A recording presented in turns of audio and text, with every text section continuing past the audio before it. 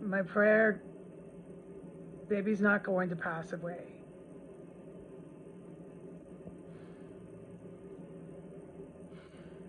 The helicopters tonight and the activity in this house, I can't talk about.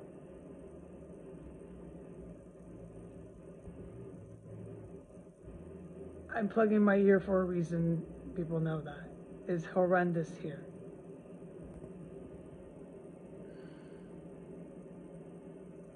Baby got sick again. It's been 10 hours since his initial visit.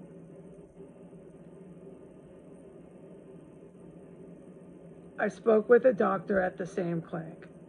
It's night shift. It was a Dr. Suzuki. It was a woman. She was heartless. She was cold. She was angry at me. She was protective, not of the clinic or their medical ethical name. Dr. Suzuki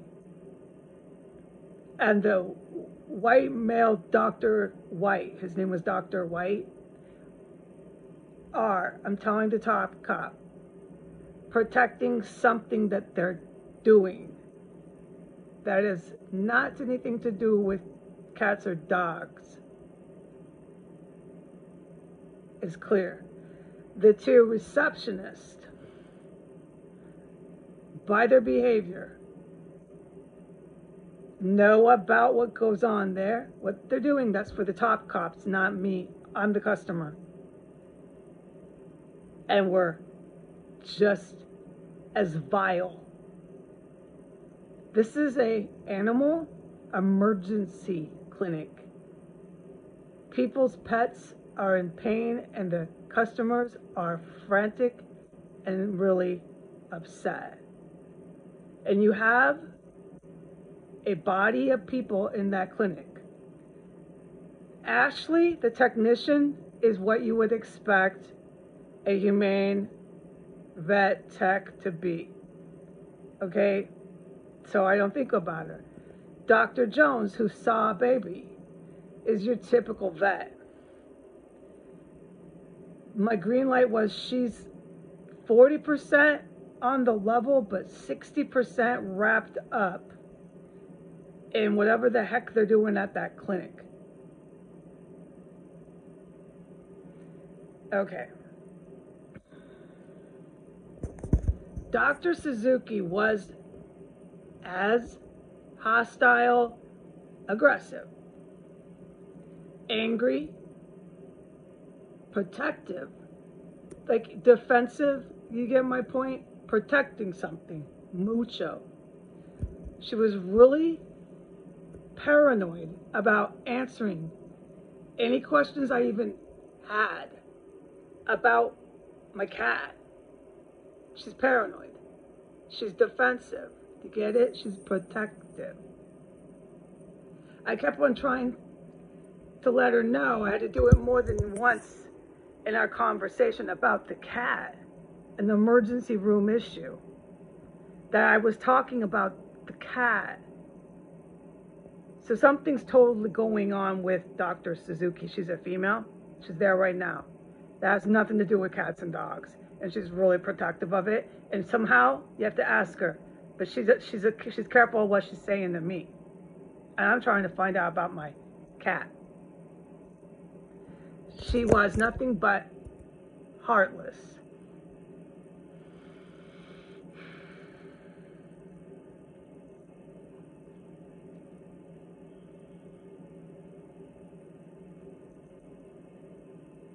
It is well known what I'm going through in this house. It is well known that the police in Washington, D.C. protect the suspects. Homicide and chemical weapons suspects here. The fact that I'm being treated heartlessly, hostilely, defensively, just the woman didn't care, and neither did the Dr. White, about me, about the welfare of my animal,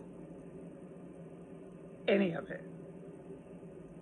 I tried to compliment her and make her feel good. She's one of these criminal types. I'm calling her that. I'm accusing her. Yeah, I am. By their behavior, so I'm going to accuse them. She likes to have her ego fed. So I said, you are correct. I kept saying that you're correct. You're so smart. You know, these type of words. It worked. She likes that. She likes to feel she's in control. She's correct. She's a smart lady. She's on top of this. She's going to get away with whatever they're doing. She's got this. She's got this. Yeah, man. Tell her that, cops, when you pick her up. Tell her, yeah, you're correct. Yeah, yeah. You got that? You got that, docs? The doctors that watch this? These psychological profilers? That's Dr. Suzuki. She's heartless. If someone were sobbing and an animal had just painfully died, this Dr. Suzuki would be just like almost out of her body, absent from any of the present, like, what, right. My hand to God, that is what I'm dealing with here. I have known that because of what happened in this house and how frightened people should be that the cops are protecting the suspects. That should be really scary to the population here, but they're actually in support of it. God has guided me that I'm not going to lose baby. I have prepared because these people, like the receptionist there and the receptionist at the Collins Clinic, they're like gang members. They're just a little bit not totally street. So you can't really tell on the phone. When I was exiting this vet clinic today, they got kind of street on me. They got gang because they all started to try to protect whatever they're doing at that clinic. Okay, good. We are all on the same page. That's when the street came out with the yeah, you know what I mean, with the receptionist. Okay, I can't get any employment here in this city. No, but I see the most sick, evil people holding jobs. I can't leave my door right now as my guidance if I wanted to rush out and take baby anywhere. I can't, through guidance, even tell you why that is. But believe me, with what I've witnessed, that's all I'm going to say. I agree with my guidance. I can't just walk out my door right now. If I needed to take baby, there's a set time, which I'm not going to put on the internet. I'm in that much danger in this house. All the military knows that. But I call people in the public here at professional companies and medical, ethical places, and that's how I'm treated. Even on the second shift, the night shift, Dr. White was protecting that man. That man was a thug who was letting his dog run everywhere and staring me down, and we know I covered it. He was protecting that man big time. Those two people that I could tell you what they look like. You know that. You're the cops. I saw them the whole time. The two. The doctor was protecting. Dr. Jones, who saw Bebe, is there tomorrow at 7 a.m. Bebe was puking, and he's still having some issues, okay? I am no different than any pet owner who has their marbles and the wires are connecting. I really love my animals. I'm really worried.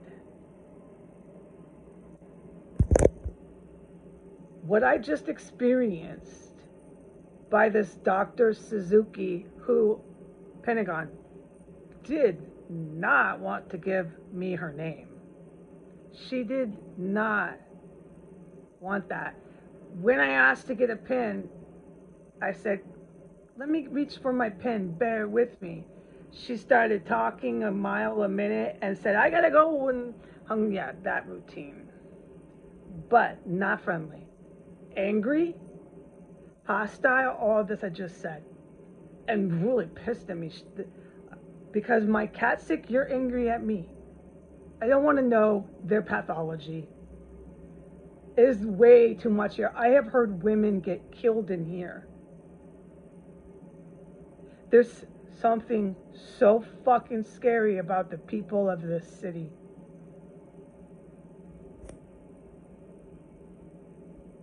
Yeah.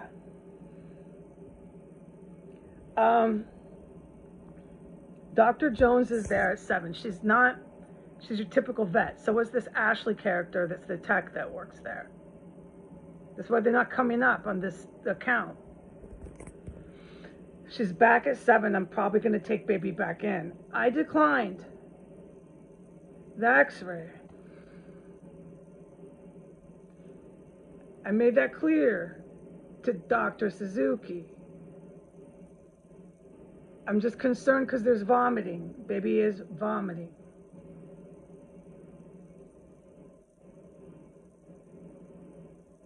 I'm going to pray about it. My guidance is if I have to, I know when I can safely leave this room. And if I have to, they're not going to hurt baby in there, okay? Whatever they're doing in there, they're not trying to fight for the cause and do something that wicked. But what they're doing to me, the distraught, panicked pet owner at a ER clinic, I don't need to state the obvious here, is unconscionable. This city, this population here, has no conscience. They're out for one thing, and it's really fucking evil. I'm in shock and horror here. I'm just going to pray after I hang this up about my baby. I have been prepared to possibly lose one of my baby cats when people started getting killed in this house.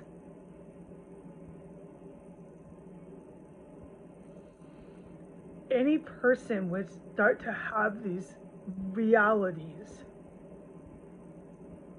The way I'm denied employment, the level of desperation I'm in, how nobody will help me, not my family or the cops, how they make chemical weapons day and night, how they kill people in here undoubtedly, how they're doing this with this kind of helicopter stuff.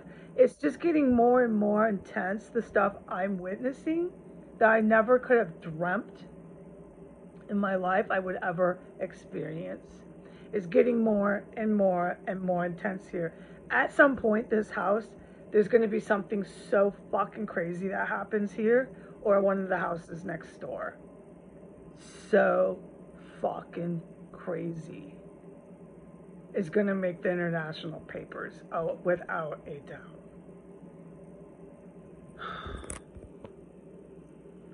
Ever since people have started to get killed here, Dr. Suzuki and Dr. White at your clinic, Dr. Suzuki and Dr. White, ever since I've been a witness to murder, I've been faced with the reality that I might lose one of my cats. You can have that on your conscience. I know you don't have any. But whatever you're protecting at this clinic, it's too late. By Pentagon, I'll be okay.